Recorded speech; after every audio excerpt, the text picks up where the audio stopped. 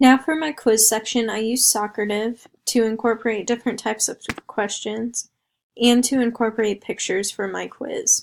So here I have questions like how does a person feel, and then they show pictures with multiple choice answers.